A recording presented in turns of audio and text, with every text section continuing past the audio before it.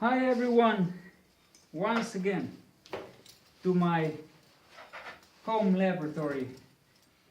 So this is it. Finally I was able to assemble my new project, which you can see it's basically frame from Wilier, montegrappa. This is year 2018 for the next season basically, but I got it. And yeah, I did some testing for about 1,000 kilometers so far, and I'm gonna say that it's time to make a review for this bike. The spec that you can see in here with this Ambrosio Chrono F Formula Chrono F20 wheels, hand built by myself, Campagnolo record hubs, with the mountain bike double-sided pedals, weighs just sub 9 kilo, which is for this bike, let's say that it's kind of budget because I just use the 9-speed shifting system. It's quite amazing, and the most what I'm gonna say that I'm amazed of is that because my background goes back to, let's say, 20 years ago, and since then I was riding a lot of steel bikes, trekking bikes, mountain bike, it doesn't matter. So I know what the feel of the steel bike means. This bike is made from aluminum alloy, and I was amazed that every time I go outside and just make some testing, I was always watching about, is the tire empty or what? Because when I sit it on the bike from the first moment, it felt so amazingly comfort. Like it doesn't, you don't feel any kind of let's say bumpy ride or harsh ride like for aluminum frames would expect. And then every time I thought, okay, maybe this is just the initial thing, which later on will disappear, and I will feel the same like with all other aluminum bikes, but it didn't. So I'm going to say that this bicycle, despite the new geometry, which let's say follows the top end range of Wilier bikes, the head tube is also a little bit lower than with previous montegrappa. But I'm going to say this bike is insanely fast and very, very comfortable. So if you want to have a bike on a budget level, I'm talking about, because this is custom built. It's not bought in the store, but it's custom built. The wheels, all the spec, even the later on I'm going to show you some details. This is full carbon fork. Maybe even this can influence a lot on the reducing the harshness of this bike. Also have tubular Vittoria Rayleigh 25 mil wide tires on it, and of course, what is the spec? As you can see, I have special, very grippy, like a skin on touch filling bar tape. Then have FSA stem, 110 millimeter long. Also have FSA, just casual type of aero shaped bar. Shimano Sora 9-speed shifters as well. The rear derailleur, front derailleur as well, goes to Shimano Sora. The brake calipers, I just took some I don't know what, no name probably, from my old storage at home. Shimano SPD double-sided pedals, and of course I installed the asymmetric chain rings. As you can see, this is 50-35 chain ring. In here I made some adapters because it doesn't fit to the FSA crank arm, but eventually I solved it. So later on I'm gonna go back to some details to explain why this is very efficient. And as well, I already changed the guide pulleys on the derailleur. I installed the hybrid bearings, so there is minimum resistance when rolling. If the chain is off, you can actually spin, and it will spin to more. I'm gonna say more than casual systems. As well in here, in the crank system, I already changed the bearings as well. So if there is no chain on it, this runs under its own load. Like in the previous time when I had Lapierre Dacia 300, I solved it on myself because all the industry manufactured products, I'm not so pleasant with it. So if we go back in here to this asymmetric chain rings, there is some science for a long time that some say yeah it helps, some say it's not, and I'm gonna say only very simple approach to this, because I'm a high cadence rider, very high cadence rider. My average, let's say 2.5 or 3 hour ride is, let's say in average with the up and down, over 90 RPM normally in average, between 90 until 100. But if in short terms, I always tend to have cadence up to 100 or even more, because my low weight and my muscle size doesn't fit so much to high torque riding style. And what I noticed is, because my pedal stroke is very smooth, I don't develop the maximum amount of force when like, let's say, bigger riders with who are smashing the gears and who are pushing really hard. But I more tend the force, pushing force and let's say pulling force, more constant. And when I start using this, I said to myself, okay, let's do a test. I go to some, let's say 5% or 4% in average incline mountain, and the average speed was higher for 0.3 kilometers per hour. And I was just wondering, how is this possible? What is actually happening? But what I noticed is that because of my high cadence riding style, I felt that when I come from this point, 12 o'clock, until here,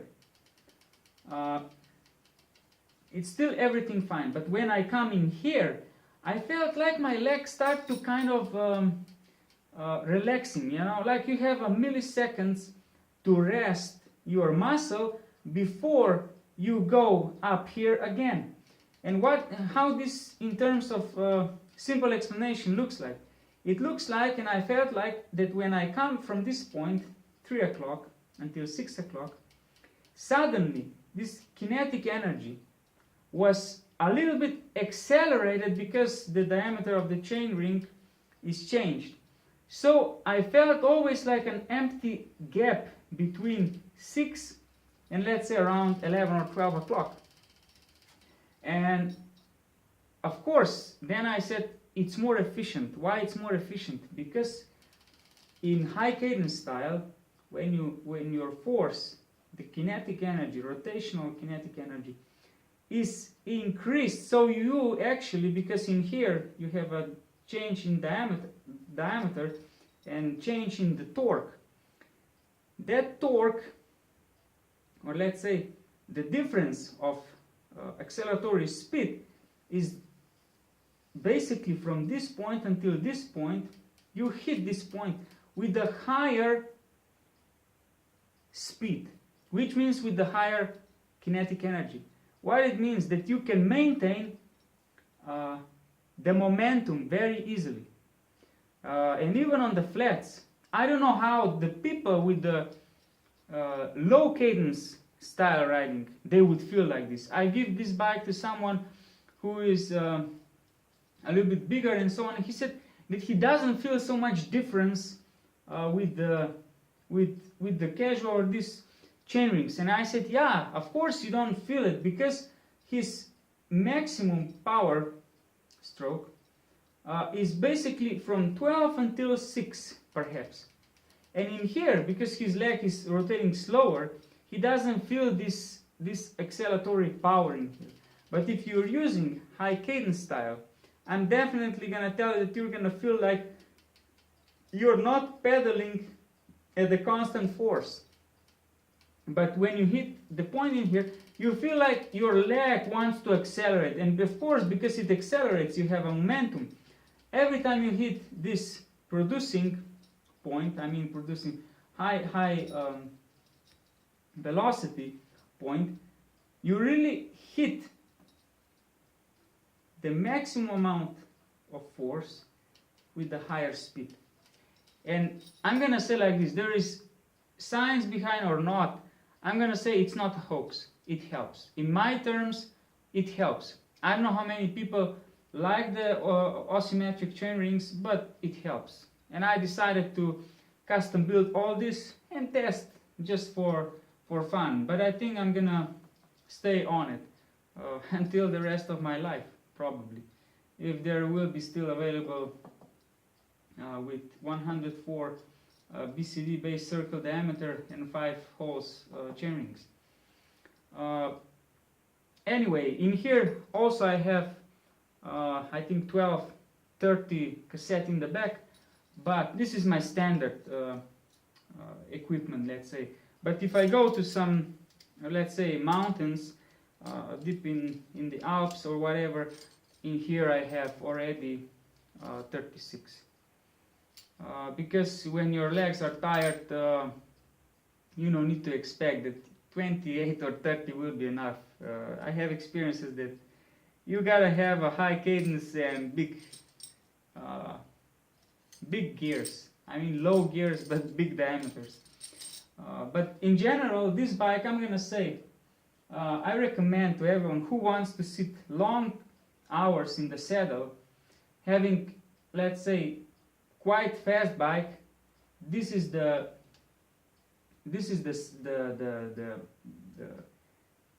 option which will give you, or let's say, hit 2 flies at one shot.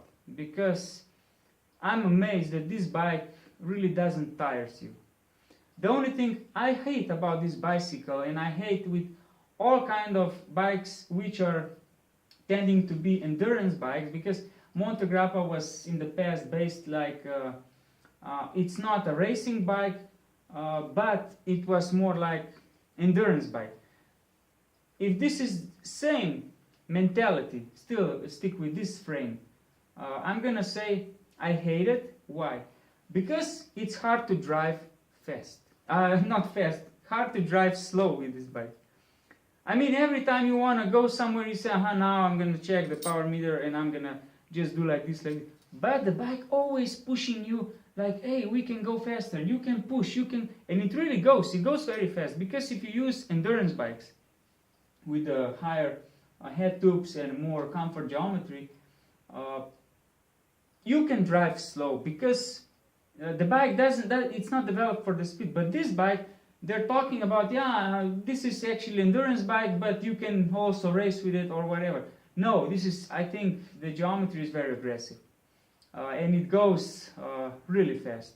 In comparison with previous Lapierre Dacia 300, I'm gonna say this bike is hell of a rocket. It goes very fast and it's smooth. The most important is that it's smooth and it doesn't tires you. Also in here I have some, let's say, traditional saddle, which is also very good. I'm gonna show you in here. Very comfortable saddle, also for long hours on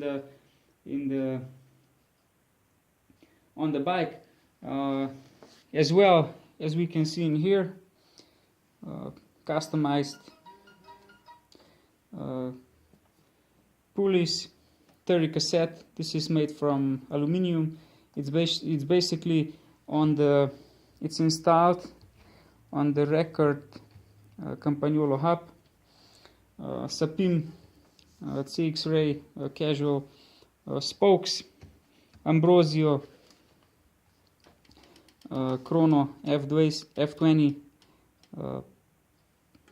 wheels, tubular, and of course as we can see, asymmetric chainring.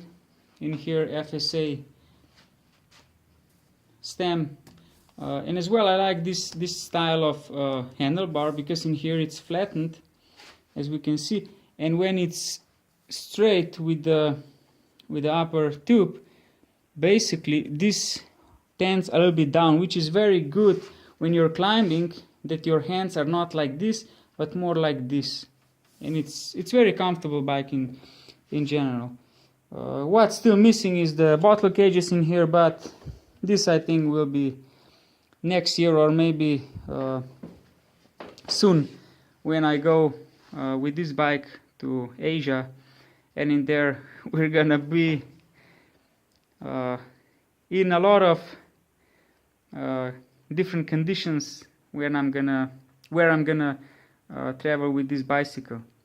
So thanks for watching, and see you soon. Bye.